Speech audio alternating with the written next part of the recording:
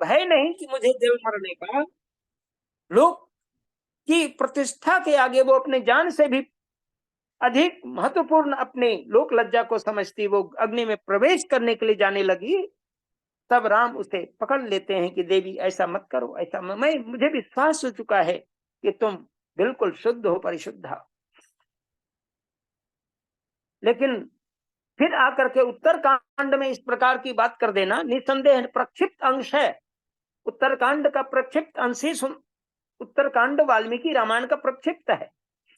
उन्होंने युद्ध कांड, लंका कांड के बाद ये लिखा ही नहीं उत्तरकांड। वो तो वहां पर से आए और वो राज्य करने लगे।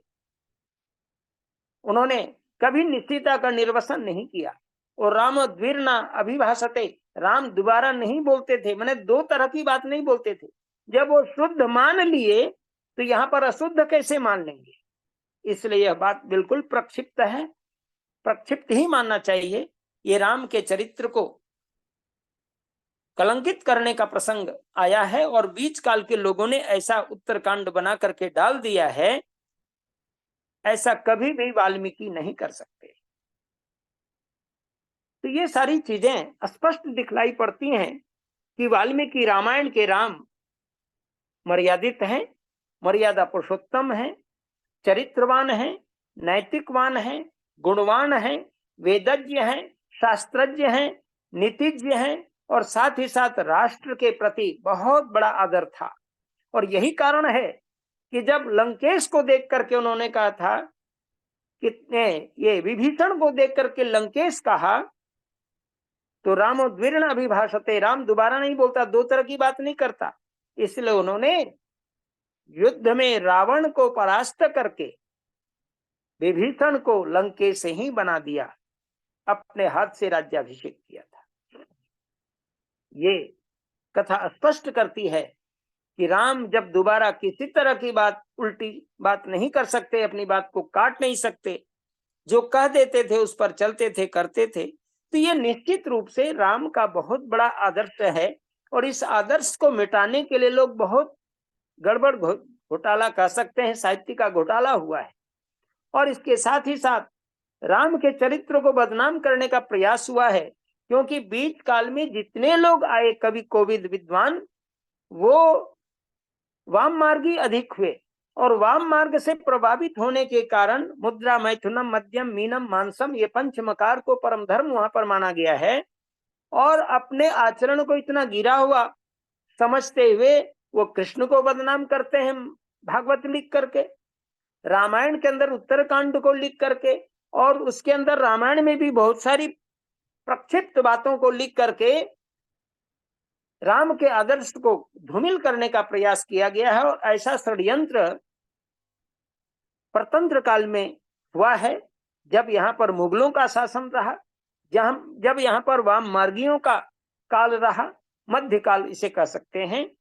इस ढंग से ये बीमारियां साहित्य के विषय में कह सकते हैं, साहित्य को भ्रष्ट करने के प्रयास से और हमारे उदात्त चरित्रवान नायकों को भ्रष्ट करने का प्रयास किया गया था।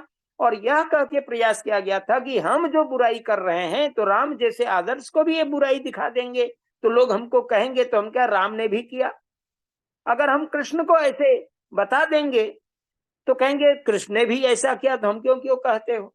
इस ढंग से राम और कृष्ण जैसे उदार चरित्रवान को भी बहुत बुराइयों से लोगों ने ढक डालने का प्रयास किया, उनके अंदर अवैधिक बातों को जोड़ दिया, अनर्गल बातों को जोड़ दिया, ताकि राम की श्रद्धा और कृष्ण की श्रद्धा लोगों में घटे और मेरा नाम लोग जाने। और कोई कहे तो कहेंगे राम और कृष्ण ने भी तो ऐसा किया, हमको क्या कहते हो। इस ढंग से लोगों ने राम और कृष्ण के उदात्त चरित्र को धूमिल करने का प्रयास किया गया था वाम मार्गियों का, और प्रतंत्र काल में इतिहास के लेखकों का रहा है। निश्चित रूप से जब हम प्रतंत्र थे तो मुगलों ने और खास करके अंग्रेजों ने जो इतिहास लिखा है, जिसकी दृष्टि में ईसा पूर्व 5-6 हजार ही उनकी अधिकतम गिनती हुआ करती, और यही कारण है कि वेद को उन्होंने ईसा पूर्व 1500 ही आंका है। ईसा पूर्व 1500 ऋग्वेद का काल, 1300 यजुर्वेद का काल, मैंने मंत्र काल को वो मात्र ईसा पूर्व मैंने समझे कि 800 वर्ष पहले चारों वेदों का काल मान लिया है अंग्रेजों ने, क्योंकि मैकडोनल्ड, विंटरनिल्स जैसे विद्वान जो अंग्रेज थे, उनकी दृष्टि में ईसा पूर्व का काल ही बहुत बड़ा काल हो जाता है। ईसा पूर्व 5-6 हजार के काल को वो समझते थे बहुत बड़ा काल, और सृष्टि का भी ये समझते इतना ही काल है। लेकिन महर्षि दयानंद ने डंक की चोट से घोषणा की कि ये सृष्टि ईसा पूर्व 5000 वर्ष की नहीं है, न 6000 वर्ष की है, बल्कि ईसा पूर्व यह सृष्टि 1,96,08,53,124 वर्ष पुरानी, और ये सृष्टि 4,32 करोड़ वर्ष की है। इस दृष्टि से अगर हम विचार करते हैं तो अंग्रेजों की दृष्टि से रामायण की रचना जो है ना, ईसा पूर्व 600 वर्ष पूर्व ये मानते हैं अंग्रेज। अंग्रेज का जो इतिहास, मुसलमान जो इतिहास लिखा, उन्होंने ईसा पूर्व 500-600 वर्ष माना है। लेकिन भारतीय विद्वान कहते हैं ईसा पूर्व ये 500-600 मत कहो, बल्कि ये त्रेता युग के राम है, और त्रेता युग का काल 9.5 लाख वर्ष पहले आज का अगर गिनेंगे तो लगभग 9 लाख से ऊपर, मैंने 9.5 लाख के आसपास का काल निकलता है। लेकिन हमारे यहाँ वायु पुराण एक ग्रंथ है, उसमें तो त्रेता युग को लक्षित करते हुए एक श्लोक आया है कि त्रेता युगे चतुर्विंशे रावण तपस क्षयात रामम दाशरथिम प्राप्य सगणः क्षयनीयवाद। यह श्लोक कहता है कि आचार से पतित होने के कारण रावण 24वें त्रेता युग में दशरथ नंदन श्री राम के साथ युद्ध करके मारे गए। यह वायु पुराण का श्लोक है, और वायु पुराण के आधार पर अगर हम गणना करें तो 24वीं त्रेता में राम हुए, इस वर्तमान त्रेता में नहीं, 24वीं त्रेता। इसका मतलब 4 युगों का एक चतुर्युगी वर्ष निकलता है, तब जाके युग फिर कलयुग, त्रेता, द्वापर, सतयुग होता है। इस ढंग से गणना की जाए तो 24वीं त्रेता और 28वीं त्रेता मैंने 4 चतुर्युगी वर्ष गुजर चुके हैं। इस दृष्टि से 43,20,000 के एक चतुर्युगी वर्ष निकलता है, उसको 4 से गुना करेंगे 1,72,08,000 वर्ष निकलता है, 80,000 वर्ष निकलता है। और उसी में द्वापर के युग को जोड़ देंगे 8,64,000 वर्ष, फिर वर्तमान कलयुग के काल को जोड़ेंगे 5,124। तो इसको संपूर्ण को अगर योग कर दें 1,81,49,124 वर्ष राम के काल निकलते हैं वायु पुराण के आधार पर। ये बहुत लंबा काल है, और राम इतने दिनों के बाद भी, इतने वर्षों के बाद भी राम घर घर के हैं। ये राम की बहुत बड़ी उदात्त शक्ति का प्रभाव है, चरित्र का प्रभाव है, मर्यादा पुरुषोत्तम का प्रभाव है। इसलिए सज्जनों, राम के इस उच्च आदर्श को जीवन में धारण करने के लिए आज का यह राम आह्वान कर रहा है, अर्थात राम का यशस्वी शरीर अभी भी है, क्योंकि यश कायेन जीवति, शरीर तो नश्वर है, लेकिन यश रूप शरीर से हमारे महापुरुष जिंदे रहते हैं, उनकी कीर्ति बजती है, और संसार में वो कीर्ति से ही जाने जाते हैं। इसलिए कीर्ति यश स जीवति, जो अपनी कीर्ति से जीवित रहता है उसी का नाम यशस्वी काया है। निश्चित रूप से हाड़ मांस की काया तो नष्ट हो गई, लेकिन यशस शरीर से राम आज भी हमें उद्बोधन कर रहे हैं, जिसकी प्राण प्रतिष्ठा की बात हो रही है।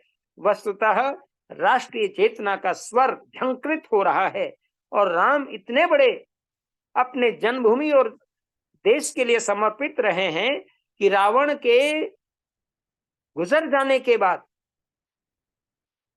वो कभी भी यह दुश्मनी नहीं कर रहे थे कि वो इस प्रकार से मैंने हत्या कर दिया, हनन कर दिया, अब उसको बिल्कुल ये कर दें, ऐसा कुछ भी नहीं किया, बल्कि उनकी विधिवत अंत्येष्टि करवाई है। और उसके पहले अपने भाई लक्ष्मण से कहते हैं कि बहुत बड़ा विद्वान मारा गया है, इसलिए जाकर के तुम शिक्षा ले लो। लक्ष्मण सिर की तरफ खड़ा होकर के जब रहे तो मरणासन्न स्थिति में रावण कुछ न बोला। उसके बाद वो आए कि अभी भी लगता है कि अहंकार टूटा नहीं है रावण का, मुझे कुछ नहीं। उन्होंने कहा कि तुम खड़े किधर थे? कहा कि मैं सिर की तरफ खड़ा था, इसलिए तो कुछ उपदेश तुम्हें नहीं मिला। जाओ तुम पैर के नीचे खड़ा होकर के नमन करके कहो और वो तुम्हें शिक्षा दे। ये राम का कितना बड़ा आदर्श दिखाई पड़ता है। और तब जाके वो लक्ष्मण कहते हैं कि गुरुवर, हे रावण, आप बड़े विद्वान हैं, संसार से जा रहे हैं, कम से कम ज्ञान का उपदेश कर दीजिए। रावण ने जो कहा है वो अद्भुत है।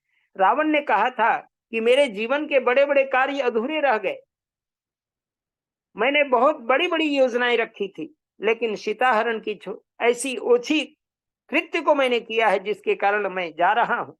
इसलिए ऐ लक्ष्मण, जब भी तुम्हारे जीवन की में अच्छे काम के कर्तव्य के मन में आ जाए कि हमें अच्छा करना है, आप दिन मत देखना कि हम कब करें नहीं करें, बस वर्तमान समय को ही सबसे बढ़िया समय मान करके उत्तम कार्य की शुरुआत कर देना। ये लक्ष्मण को रावण ने उपदेश किया था। ये होश आया लेकिन अंत में आया। खैर, अंत में उन्होंने सद्ज्ञान ही दिया लक्ष्मण को। और जब अंत्येष्टि संस्कार आदि हो गई, तब जाके राज्याभिषेक करते हैं विभीषण का। विभीषण बहुत बड़ा चरित्रवान थे, गुणी थे, राम के भक्त थे, ईश्वर भक्त थे, और साथ ही साथ वो बहुत धार्मिक प्रवृत्ति के थे, संत साधु प्रकृति के थे। लेकिन उन्होंने कहा कि तुम ही इस लंका को तुम अपनी देखरेख में धार्मिक लंका बना दो, और उसके बाद मुझे जाना है। लेकिन जाने लगे तो अकेले कैसे जाएंगे? हनुमान भी चल रहे हैं और इसके अलावा वो भी चल रहे हैं। मन में तो बीच में आया कि लक्ष्मण तो सोच रहा था कि भैया क्यों आप जाते, वहां भरत राजगद्दी चलाएगा ही, वो तो ले गया है, देखेगा 14 वर्ष के बाद जो है राजगद्दी संभालेगा, इसलिए जाने की आवश्यकता नहीं, यहीं पर हम लोग राज सुख भोगे। लेकिन राम कहते हैं नहीं नहीं, ऐसा हो ही नहीं सकता। अपि स्वर्णमयी लंका न मे लक्ष्मण रोचते, जननी जन्म भूमिश्च स्वर्गदपि करियसी। लंका कांड में महर्षि वाल्मीकि कहते हैं अपि स्वर्णमयी लंका, यह लंका यद्यपि स्वर्णमयी है, लेकिन ऐ लक्ष्मण मुझे अच्छा नहीं लगता, क्योंकि जननी और जन्मभूमि तो स्वर्ग से बड़ी होती है, और मुझे अयोध्या चलना चाहिए। जननी वही है, जन्मभूमि वही है, यहां नहीं, मुझे अच्छा नहीं लगता, क्षण भी अच्छा नहीं लग रहा। और वो जान रहे हैं कि यदि हम समय पर न पहुंचे तो उधर भरत बिल्कुल तपश्चर्या का जीवन जी रहा है। एक क्षण भी यदि विलंब हुआ, एक दिन भी विलंब हो गया, 14 वर्ष के बाद के क्षण ज्यों ही गुजरेंगे, मैं अपने प्रिय भरत को नहीं पा सकूंगा। इसलिए ऐ लक्ष्मण, हम दोनों चलें। और साथ में जब चलने लगे तो पुष्प विमान से ही चले। हनुमान जी भी चलते हैं और विभीषण भी चलते हैं। जब यहां आए, दोनों भाइयों का मिलन देख करके विभीषण भी रो रहे हैं और उधर हनुमान भी रो रहे हैं। भाई, वो तो मिलन के आंसू के, आप क्यों रो रहे हैं? पूछा गया। विभीषण कहते हैं मैं इसलिए रो रहा हूं कि एक भाई दूसरे भाई के लिए इतना इस ढंग से प्रेम और श्रद्धा से जी रहे हैं, लेकिन मैं कैसा अभागा भाई हूं कि मैंने अपने भाई का अपने हाथ से ही मरवा दिया। इस क्षोभ के कारण वो रो रहे हैं। और हनुमान जी, आप क्यों रो रहे हैं? तो कहा कि मैं बड़ा अभागा हूं, मेरा कोई भाई नहीं, अगर भाई होता तो मुझे भी स्नेह करता, इसलिए मैं भी भाई भ्रातृहीन होकर के उस भ्रातृ सुख से वंचित रहा, इसलिए मैं भी रो रहा हूं राम के सुंदर भ्रातृ प्रेम को देख करके। ये जो भ्रातृत्व प्रेम का आदर्श है रामायण के अंदर, आज बहुत आवश्यकता है वर्तमान समय में कि आज भाई भाई में कैसा कैसी हो रहा है। आज 1 फीट जमीन के लिए, आधा फीट जमीन के लिए लोग मारकाट की स्थिति करते हैं, और रोज रामायण पढ़ रहे हैं, भरत मिलाप पढ़ रहे हैं, लेकिन वो जा रहे हैं कोर्ट कचहरी। क्यों भाई? तो भाई ने थोड़ी सी जमीन दाब ली है, 10 वर्षों से केस चल रहा है, मैं जब तक हरा नहीं लूंगा तब तक मैं वश में नहीं रहूंगा। और इस प्रकार से वो हाईकोर्ट तक पहुंचते हैं। ये दुर्दशा है। इस दुर्दशा को कौन संभाले? आज आवश्यकता है, आज हमें राम के आदर्श को सीखना है, राम के उज्जवल कृत्य को जीवन में धारण करना है। जिस राम ने इतना बड़ा आदर्श स्थापित किया है, जिस रावण ने भ्रातृत्व प्रेम के इस आदर्श को, उदात्त आदर्श को अपने जीवन में पालन किया, भरत इतना बड़ा भ्रातृ प्रेम का वो भी है कि वो कहा कि राम, मैं तुम्हारे बिना राजगद्दी में नहीं बैठ सकता, आपके रहते मैं राजगद्दी में नहीं बैठ सकता। और भारत का इतिहास साक्षी है कि राम ने खड़ाऊ दिया था, खड़ाऊ मांगा था, और खड़ाऊ में सिर पे लेकर के आदर्श स्थापित करते हुए श्रद्धा पूर्वक भाई के उस स्नेह को लेकर के आते हैं और आकर के राजगद्दी में खड़ाऊ ही डाल देते हैं और कहते ये खड़ाऊ शासन करेगा, राम का प्रतीक शासन करेगा, मैं कभी उस राजगद्दी में बैठ नहीं सकता। ये था भ्रातृत्व प्रेम। लेकिन आज पदलोलुपता इतनी अधिक हो चुकी है छोटी छोटी बातों पर। क्या हम राम को पढ़ रहे हैं और क्या हम राम से सीख सकते हैं? भरत से हम क्या सीख सकते हैं? आज वह क्षण आ चुका है कि हम राम के इस आदर्श को, भरत के इस भ्रातृत्व प्रेम और राम के भ्रातृत्व प्रेम को, लक्ष्मण की भ्रातृत्व प्रेम को हम सभी को आज बिल्कुल इस रूप में लेना है। और जब हम राम के इन आदर्शों को जीवन में धारण करेंगे तब लगेगा कि हम राम को आज मान रहे हैं हृदय से, नहीं तो फिर वाचिक दृष्टि से मानना मात्र होगा। हम अंतःकरण से जब हम स्वीकार करेंगे तो राम के इन आदर्शों की रक्षा करेंगे। राम का जो आदर्श था, बहुत नम्र थे राम। कहा जाता है कि राम के सामने जो भी आते थे, राम के जीवन में गुण में आया है कि राम के सामने जो भी आ जाता था, चाहे वो छोटा हो बड़ा हो, राम ये प्रतीक्षा नहीं करते थे कि मुझे नमस्ते करेंगे, बल्कि वो देखते ही नमस्ते कर देते थे। ये राम का आदर्श था। वो ये प्रतीक्षा नहीं करते थे आगे आने वाला मुझसे बड़ा है या मुझसे छोटा है, दृष्टि पड़ी कि नमस्ते, अभिवादन करते थे। नमो ज्येष्ठाय च कनिष्ठाय च, वेद कहता है बड़े से बड़े को भी नमस्ते करो और छोटे से छोटे को भी नमस्ते करो। ये आदर्श वेद का है और राम इन आदर्शों की पूर्णता 100% रक्षा करते थे, अपने जीवन में घटाते थे। इसलिए आज हमें प्रणाम, जो हम शब्द कहते हैं, वस्तुतः प्रणाम संस्कृत का वो शब्द नहीं हमारा। प्रकृष्ट रूप से नमन ये प्रशंसात्मक शब्द है नमन का, लेकिन वस्तुतः नमस्ते जो है वो पूरा वाक्य है। नमः ते, आपके प्रति झुकते हैं, मैं आपके प्रति झुकता हूं, ये नमन पूरा वाक्य है संस्कृत का। इसलिए वेद में भी परमात्मा को नमस्ते है, पौराणिकों में देवी आदि को भी नमस्ते ही कहा गया है, भगवती भारती देवी नमस्ते। और इस ढंग से नमस्ते ही कहा जाता है। बीच में लोगों ने कहा कि बराबरी में नमस्ते चलता है, हमको छोटा बना दिया नमस्ते का। ऐसी बात कभी नहीं। मैंने एक लेख लिखा था बहुत पहले, अभिवादन में श्रेष्ठतम नमस्ते, पूरे प्रमाण के साथ। और नमो ब्रह्मणे नमस्ते वायो त्वमेव प्रत्यक्षं ब्रह्मासि, परमात्मा को नमस्ते कर, उससे बड़ा कौन हो सकता है। और इसके साथ ही साथ सभी गुरु शिष्य में नमस्ते का अभिवादन चलता है, बड़े छोटे में नमस्ते अभिवादन चलता है। और नमस्ते में ऐसा एक विशेष विज्ञान है, क्योंकि वेद का यह शब्द है और वेद के सभी शब्द यौगिक होते हैं, प्रसंगानुसार उसके अर्थ लग जाते हैं। जैसे आप देखते हैं सेंधो मने नमक, सेंधो मने घोड़ा। अगर कोई भोजन करे और कहे सेंधवम आनय, तो वह घोड़ा ला दे तो बेवकूफी होगी। और जब जाने लगे सेंधवम आनय, मुझे सेंधव ला दो, तो वह नमक की पुड़िया लेके दौड़ जाए। दोनों प्रसंग के प्रतिकूल होगा। वस्तुतः खाने के समय सेंधव मने नमक और जाने के समय घोड़ा, यही लगना चाहिए। ठीक यही सब गलतियां हो रही हैं वर्तमान युग में। आवश्यकता है इन गलतियों से हम सीख लें। और साथ ही साथ नमस्ते शब्द जो है वो बड़े से बड़े और छोटे छोटे सबको नमस्ते। और महर्षि दयानंद ने आर्यों का श्रेष्ठतम अभिवादन नमस्ते कहा है। हम नमस्ते की जगह बहुत सारे शब्द बोलते हैं। अब तो आज जय श्री राम, जय जय राम ये चल रहा है, लेकिन ये सभी महापुरुषों के नाम है, नमन के नाम नहीं है। इस बहाने हम राम का नाम ले लेते हैं, लेकिन राम के काज को करने के लिए तो नमस्ते ही करना पड़ेगा, क्योंकि राम नमस्ते करते थे और राम नमस्ते करते तो हमें भी नमस्ते ही करना होगा। और नमस्ते में एक खूबी है, यदि हम बड़ों के लिए नमस्ते करते हैं तो ये आदर स्वयं लग जाता है, अर्थ ही आदर के लिए साथ निकलता है।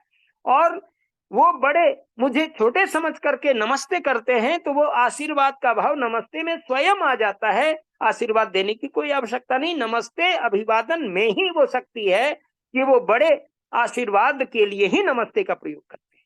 और इसके साथ ही साथ जब बराबरी में करें तो समान भाव का नमस्ते का सुंदर अर्थ जाता है। इसलिए सम्मानात्मक, समानात्मक और आशीर्वादात्मक, ये तीनों अर्थ में नमस्ते अभिवादन होता है। इसलिए सीता भी अपने अष्टावक्र जैसे मुनि को, वशिष्ठ जैसे मुनि को और वशिष्ठ जैसे गुरु और विश्वामित्र जैसे गुरु को नमस्ते ही क्या करती थी, वाल्मीकि को नमस्ते ही क्या करती थी। पूरी रामायण में आप देखिए इस प्रकार से नमस्ते का प्रयोग बहुत ज्यादा आया है। वाल्मीकि को ही अगर हम लक्षित करके पूरी रामायण की चर्चा करते चले जाएं तो निश्चित रूप से राम का आदर्श पूर्ण वैदिक ही दृष्टिगोचर होता है। आज आवश्यकता है, राम का राष्ट्र चेतना का समय है। राम जिस प्रकार राष्ट्र के ऐसे महान धरोहर थे जिन्होंने अपने शासन काल में किसी को कष्ट न हो, दैहिक दैविक भौतिक तापा राम राज्य काहू नहीं व्यापा, ये गोस्वामी जी खुल करके लिखते हैं। और इसलिए लिखते हैं कि उस समय जो है मैंने कल भी इस चीज को कहा था कि ये जो राम राज्य का काल था वो अद्भुत था, क्योंकि उस समय सब नर करही परस्पर प्रीति, चलही स्वधर्म निरत श्रुति रीति। श्रुति नीति जो वेद सम्मत है उसको सब लोग कर रहे थे जीवन में, और दैहिक दैविक भौतिक ताप से मुक्त थे, आदि दैविक आदि भौतिक और आध्यात्मिक दुखों से रहित थे। आज भी हम राम के उच्च आदर्श को जीवन में धारण करेंगे, महान योग और तप और जीवन के अंदर सद्गुणों को धारण करेंगे, सद्भोजन को धारण करेंगे, सद आचरण को धारण करेंगे तो निश्चित रूप से हम लोगों की आयु कम से कम 100 वर्ष तो होगी। राम ने तो लंबी आयु भोगी है, लेकिन हम कम से कम 100 और उससे अधिक 150 इतना तक हम जीने की इच्छा तो व्यक्त करें। भगवान के हाथ में 100 वर्ष के बाद का काल निकलता है, लेकिन हमारा आधार तो 100 वर्ष बनता ही है। इसलिए 100 वर्ष तक हम जीने की कोशिश करें। कुर्वन्नेवेह कर्माणि जीजी विशेष सतंग समाह एवं त्वयि नान्यते अस्ति न कर्म लिप्यते नरे। ऐ मनुष्य, तुम 100 वर्षों तक कर्म करते हुए जीने की इच्छा कर, ये वेद स्वयं कह रहा है।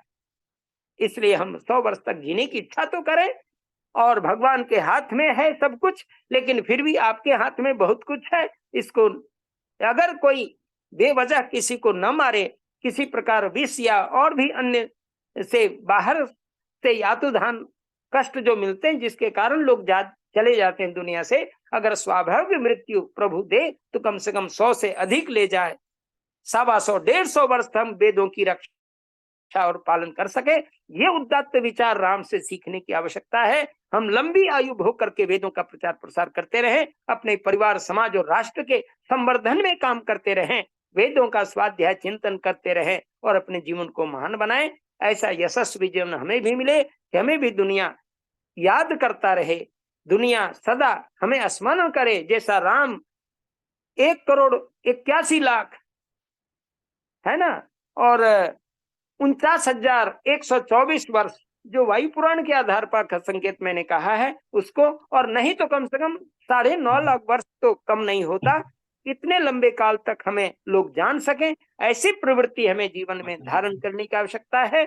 और ऋषि मुनि हमारे अरबों वर्ष पुराने हो गए, आज भी उनके नाम अमर हैं। आवश्यकता है ऐसे महान आदर्श को राम के जीवन से हम उपलब्धि के रूप में प्राप्त करें, तभी हमारा आपका आदर्श राम से घटित होगा और एक दूसरे के प्रति समन्वय भावना जगेगी, और तब हम कहेंगे मर्यादा पुरुषोत्तम श्री रामचंद्र महाराज की जय।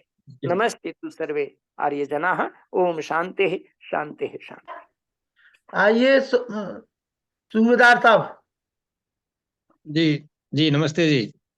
बहुत ही सुंदर और मार्मिक शब्दों में जो शास्त्री जी ने आज इस राम कथा का उद्बोधन किया है और हमें बताया है कि किस तरह सीता का अपहरण हुआ, किस तरह हनुमान जी उनको मिले, और सबसे बड़ी बात जो लक्ष्मण जी का कि मैं तो पैरों के गहनों को जानता हूँ, कान कुंडल में पहचानता नहीं हूँ। बड़े मार्मिक शब्दों में बताया। हम शास्त्री जी का बहुत बहुत धन्यवाद करते हैं और नमस्ते। राम की शिक्षाओं से अपने जीवन को बनाने के लिए भी प्रयत्न करेंगे। धन्यवाद शास्त्री जी। नमस्ते नमस्ते। नमस्ते। चंद्रकांता गेरा जी। हाँ बेटा। जी जी आचार्य जी। जी आइए, बहुत चंद्रकांता। सुंदर मर्यादा पुरुषोत्तम रामचंद्र जी पर बहुत सुंदर भव्य चित्रण किया है उन्होंने।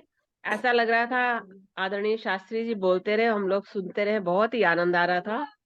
निश्चित रूप से आज भी आवश्यकता हम लोग की है कि हम लोग उनके आदर्श को, चित्र की पूजा ना करके उनका जो चरित्र है उनको जीवन में अपनाएं। तो बहुत सुंदर, बहुत बहुत आपको भी बहुत धन्यवाद। एक मेरा क्वेश्चन है कि जो मेरे से किसी ने पूछा है, और वो मोदी जी द्वारा कहा गया है कि वेद को किसने लिखा है, ये तो पता वेद है। जी, वेद ईश्वर कृत है। ऋषियों ने दर्शन किया है, दृष्टा है ऋषि। ऋषियों मंत्र दृष्टा रहा, न तू करता रहा। वेद लिपिबद्ध किसने किया सबसे पहले? लिपिबद्ध महर्षि व्यास की आती है चर्चा, जो संकलन का कार्य, क्योंकि उस समय तो शब्द में करोड़ों वर्ष तक शब्द में प्रमाण में रहा है, श्रुति परंपरा से। वेद का एक नाम श्रुति है, लेकिन महर्षि वेदव्यास ने संकलन किया है, इसलिए महर्षि व्यास का एक नाम कृष्णद्वैपायन है। लेकिन जब उन्होंने वेदों का अलग अलग ढंग से संकलन किया, इसलिए विव्यास वेदांत तस्मात् इति व्यासा, वेदों के इस प्रकार से अलग अलग लेखन करने के कारण उस कृष्णद्वैपायन ऋषि को व्यास कहा गया है। धन्यवाद। दिया मैंने ये उत्तर था, लेकिन मैंने फिर भी कहा कि मतलब वो पूछा उन्होंने, तो मैंने कहा मैं फिर भी विद्वानों की सभा में जुड़ती हूँ, पूछ के बताऊंगी कंफर्म। धन्यवाद, बहुत बहुत धन्यवाद आचार्य जी।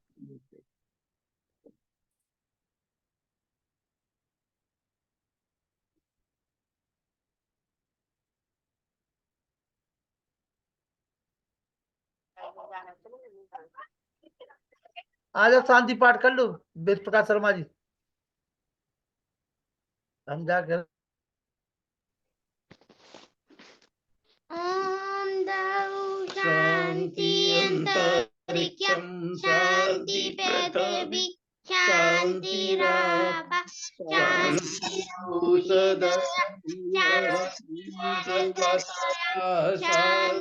शान्तिर्विश्वेदेव शान्ति सर्व शान्ति शान्तिरेव शान्ति सामा शान्तिरेधि।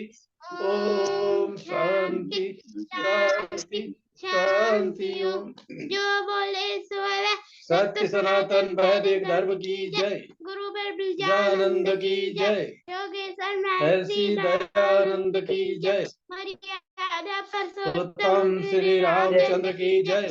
श्री कृष्णचंद्र की जय। लेख राम की जय। स्वामी श्रद्धानंद की जय। स्वामी आत्मानंद की जय। महात्मा हंसराज की जय। भारत माता की जय।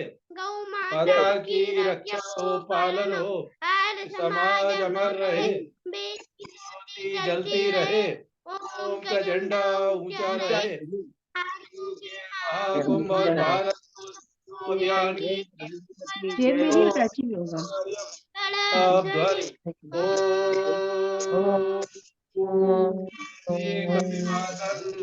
सबको जी।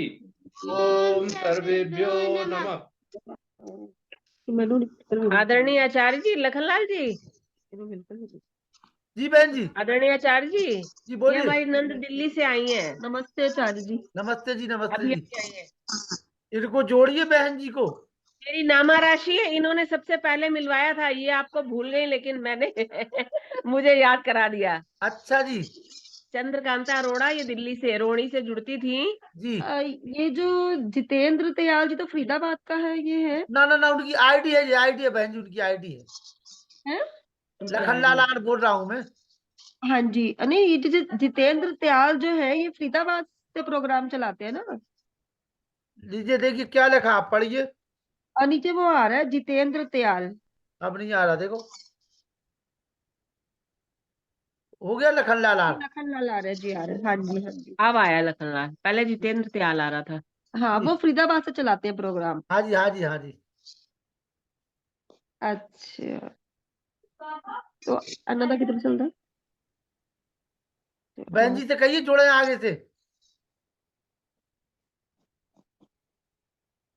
बहन जी से कहिए जोड़े। जी हाँ जी हाँ जी। चलिए, शुभ रात्रि सभी को, सादर नमस्ते। हाँ जी, नमस्ते जी।